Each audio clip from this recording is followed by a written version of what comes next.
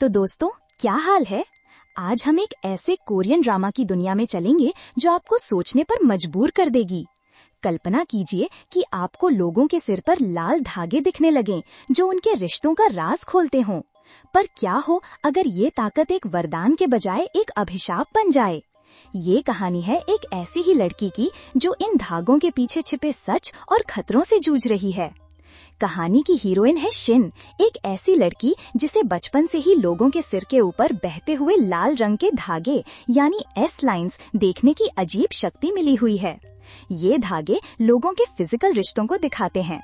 एक दिन शिन अपने पड़ोस में एक लड़की को देखती है जिसके सिर से अनगिनत लाल धागे निकल रहे होते हैं।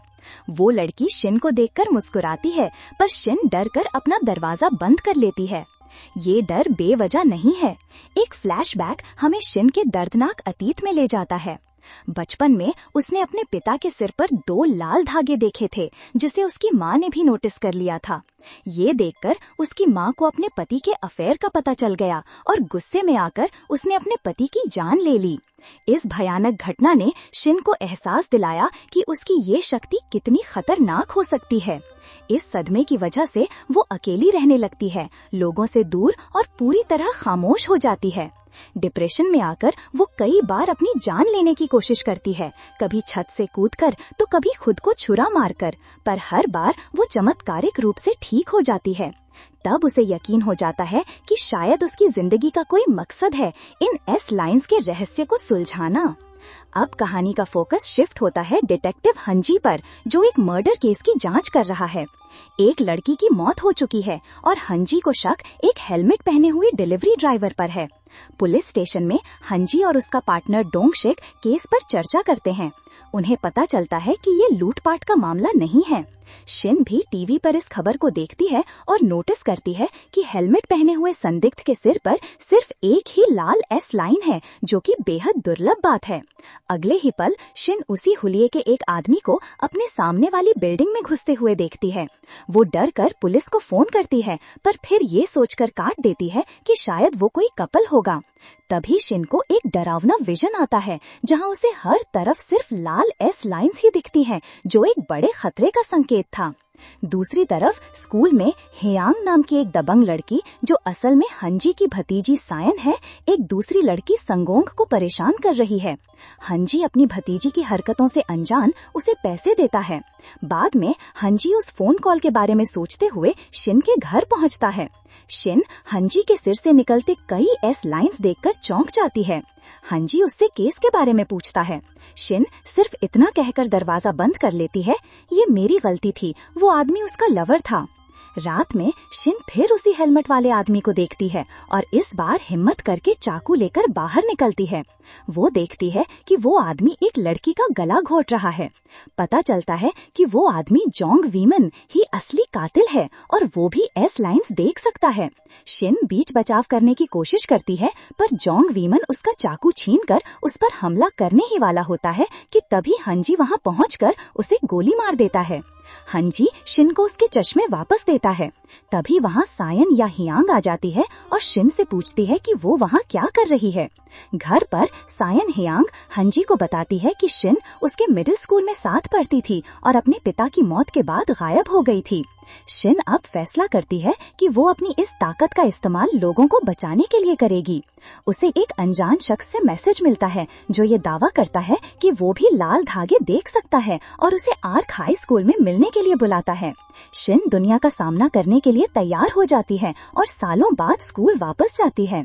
स्कूल में किचन नाम की एक टीचर हियांग को एक दूसरी लड़की सेवान को परेशान करने से रोकती है। बाद में सेवान को अपने लॉकर में एक चश्मा मिलता है। ये कोई आम चश्मा नहीं था। इसे पहनते ही सेवान को भी एस लाइंस दिखने लगती हैं। इसी बीच हंजी कातिल के घर की तलाशी लेता है, जो पूरी तरह से लाल एस लाइन से भरा पड़ा था। बाजार में सेवान अब इन धागों का मतलब समझने लगती है। अगले दिन वो हियांग के सिर पर 2 लाल धागे देखती है और एक धागे का पीछा करते हुए उसे हियांग और एक टीचर के सीक्रेट अफेयर का पता चल जाता है। क्लास में किचन एक नए स्टूडेंट का स्वागत करती है और वो कोई और नहीं बल्कि शिन थी। हंजी भी कातिल जोंग मेन के बारे में पूछताछ करने उसी स्कूल पहुंचता है। उसे पता चलता है कि जोंग मेन ने हाल ही में स्कूल छोड़ा है और वो हमेशा चश्मा नहीं पहनता था। स्कूल की छत पर हियांग फिर से सेवान को धमका रही होती है, पर इस बार शिन बीच में आ जाती है और हियांग को चेतावनी देती है। सेवान शिन की मदद से खुश नहीं होती और उसे अपने काम से काम रखने को कहती है। एक बार में हंजी को पता चलता है कि कातिल जोंग मेन भी अकेले में बातें करता था और लोगों की कनेक्शंस गिनता था, मतलब वो भी एस लाइंस देख रहा था। सेवान हियांग और उस टीचर की होटल में तस्वीरें खींच लेती है और हियांग को भेजती है, पर हियांग को कोई फर्क नहीं पड़ता। शिन ये सब देख रही होती है और अगले दिन वही फोटो उस टीचर को भेजकर 20 मिलियन वॉन की मांग करती है। वॉशरूम में शिन सेवान से उसके चश्मे के बारे में पूछती है।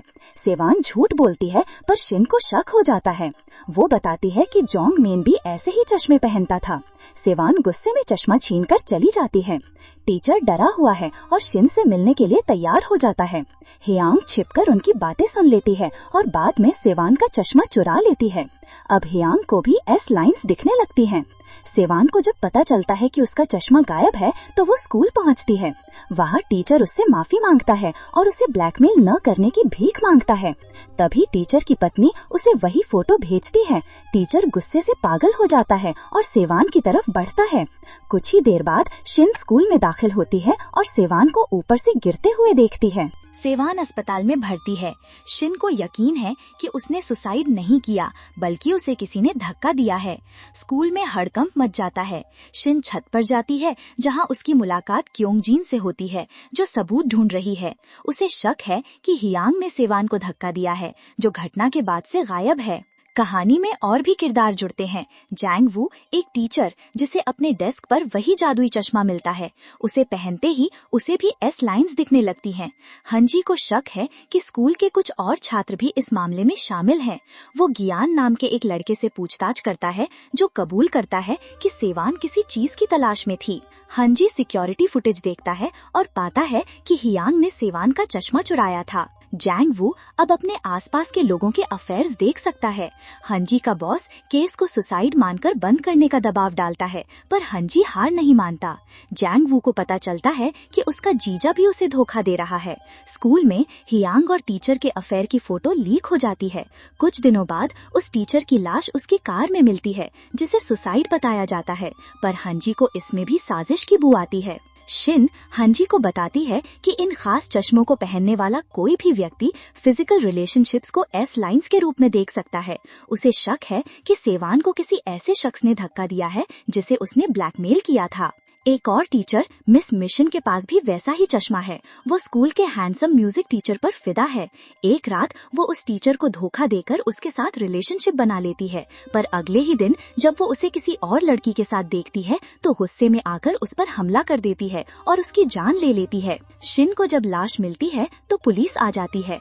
हंजी को यकीन हो जाता है कि ये सब कुछ उन जादुई चश्मों से जुड़ा है। वो होटल के कमरे की तलाशी लेता है और उसे वो चश्मा मिल जाता है। एपिसोड के अंत में हंजी चश्मा पहनता है और ये देखकर हैरान रह जाता है कि उसके खुद के सिर से भी कई एस लाइंस निकल रही हैं। अब डिटेक्टिव हंजी खुद इस रहस्यमयी जाल का हिस्सा बन चुका था। तो दोस्तों, ये थी इस रोमांचक ड्रामा के शुरुआती एपिसोड्स की कहानी। क्या हंजी इन एस लाइंस के रहस्य को सुलझा पाएगा? क्या शिन अपनी शक्तियों का सही इस्तेमाल कर पाएगी? और इन जादुई चश्मों के पीछे का असली राज क्या है? ये सब जानने के लिए तो हमें आगे के एपिसोड्स का इंतजार करना होगा। अगर आपको ये एक्सप्लेनेशन पसंद आया हो तो वीडियो को लाइक और शेयर करना न भूलें, और ऐसे ही और दिलचस्प रिकैप्स के लिए हमारे चैनल को सब्सक्राइब जरूर करें। मैं फिर मिलूंगी एक नई वीडियो के साथ। तब तक के लिए सायोनारा।